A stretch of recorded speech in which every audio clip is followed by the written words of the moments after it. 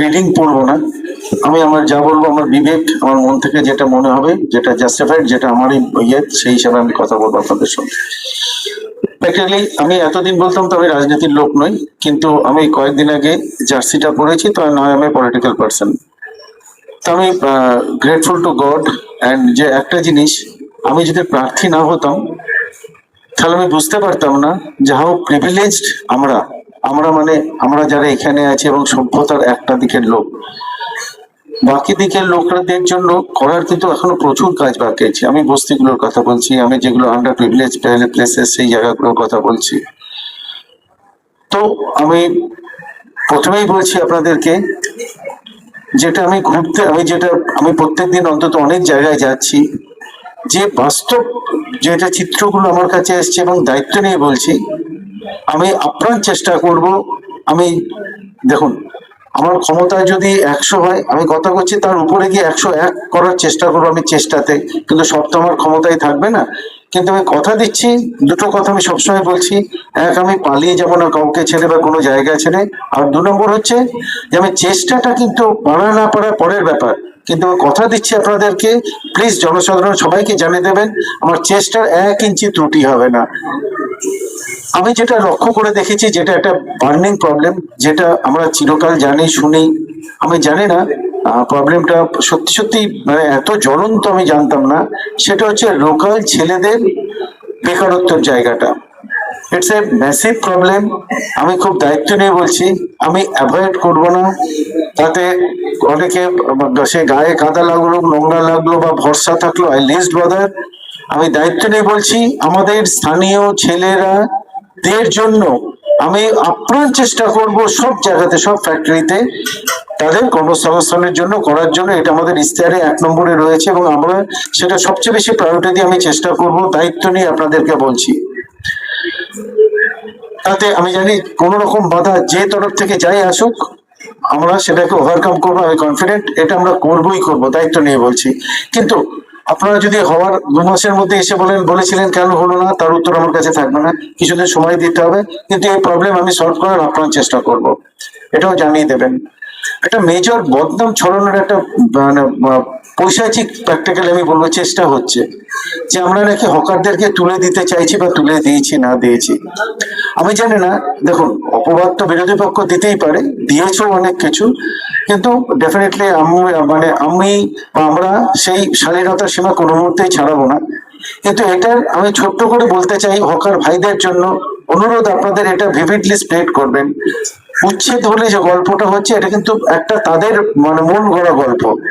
আমরা যেটা করছি বা করব, আমি খুব দায়িত্ব নিয়ে বলছি, বলেছি কয়েক জায়গায়, কিন্তু আজকে হচ্ছে সুবর্ণ সুযোগ আপনাদের থ্রুতে আমি সেটাকে কন্ট্রাডিক্ট করতে চাই এবং এস্টাবলিশ করতে চাই যে আমরা কি করতে চেয়েছিলাম বা কি করতে চাইছি।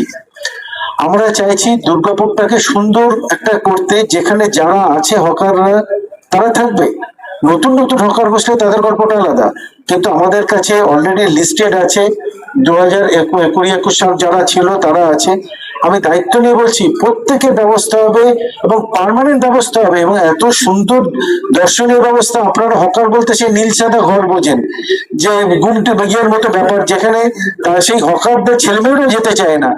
আমরা যেটা করে দেবো, দ্যাটস এ কিওস্ক, সেটা অলরেডি আন্ডার কনস্ট্রাকশন। আপনারা হয়তো কেউ কেউ দেখেও থেকেছেন, আমাদের স্যাম্পল তৈরি হয়ে গেছে।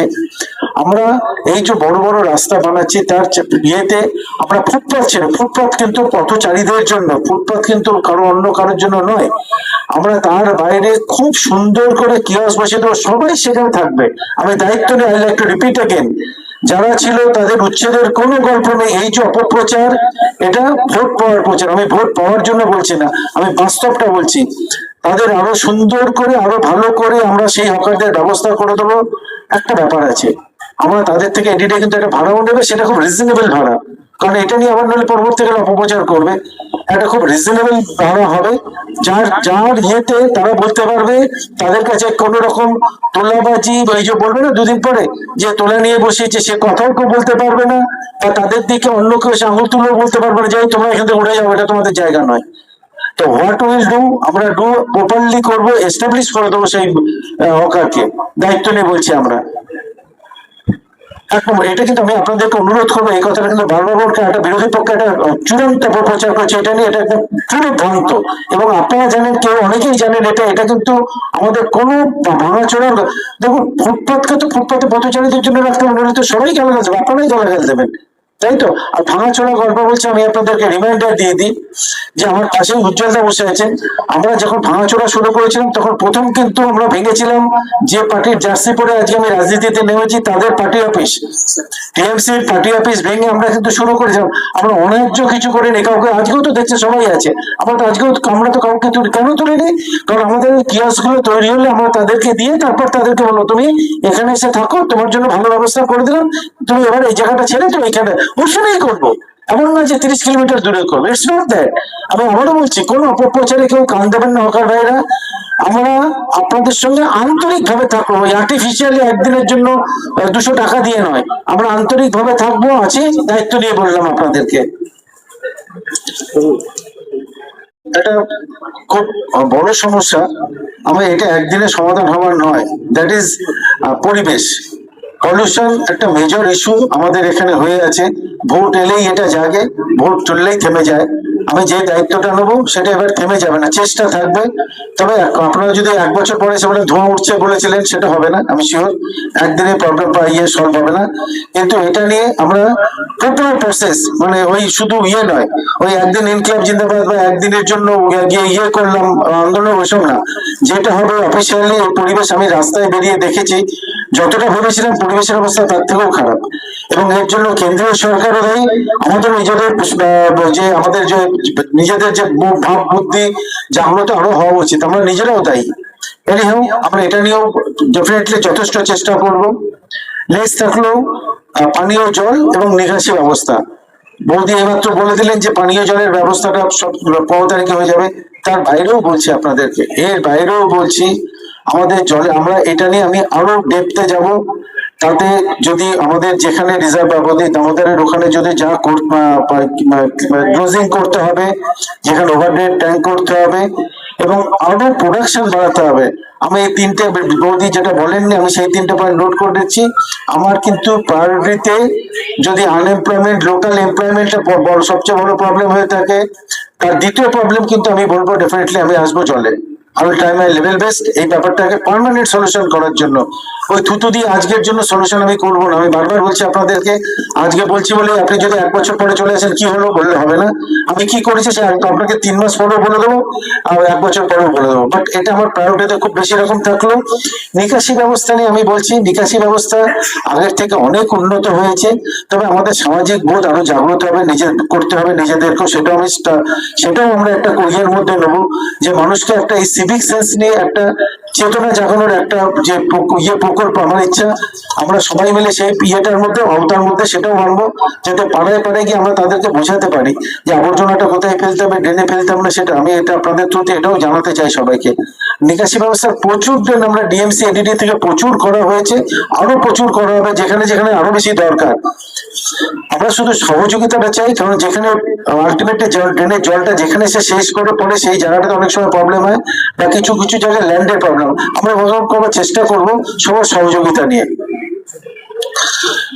আধুনিক স্বাস্থ্য কেন্দ্র নতুন নতুন, মানে যেগুলো আমাদের সেন্ট্রালি লোকের সব জায়গাগুলো, প্রাইমারি জায়গাগুলোতে আমরা করবো, এটা আমাদের ম্যানিফেস্টোতে রয়েছে। আর একটা আছে স্কুলের ফি বৃদ্ধি নিয়ন্ত্রণে আনা, ডেফিনেটলি চেষ্টা করব। এটা আমরা তাদের সঙ্গে মিটিং করব, এটাও আছে।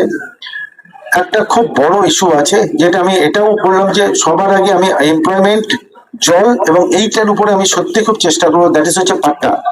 এগুলো সম্বন্ধে আমার আইডিয়া ছিল না। আমি গত এই 10 দিনে আমার যে অভিজ্ঞতা হয়েছে, তাতে জল, পাট্টা এবং লোকাল এমপ্লয়মেন্ট হচ্ছে মেজর ইস্যু। এই পাট্টাটা নিয়েও কিন্তু আমি আপনাদের সাথে অবশ্যই কথা দিচ্ছি, আমার যদি 100 ক্ষমতা থাকে I will try even more than that. আমার লেভেল যত পর্যন্ত, আমি তার লেভেলের বাইরে গিয়ে আমি চেষ্টা করব, তারপর যা হবে দেখা যাবে। আমরা কিন্তু এটা করব, কথা দিয়ে আমরা কিন্তু এখানে লেখা আছে যে পুনর্বাসন সংক্রান্ত জমির নবীকরণ, মিউটেশন এবং পাট্টা প্রদান প্রক্রিয়া দ্রুত সম্পন্ন করা হবে। আমাদের কমিটমেন্ট, আমরা এটা রাখবো। আর যেটা কমিটমেন্ট আছে, হ্যাঁ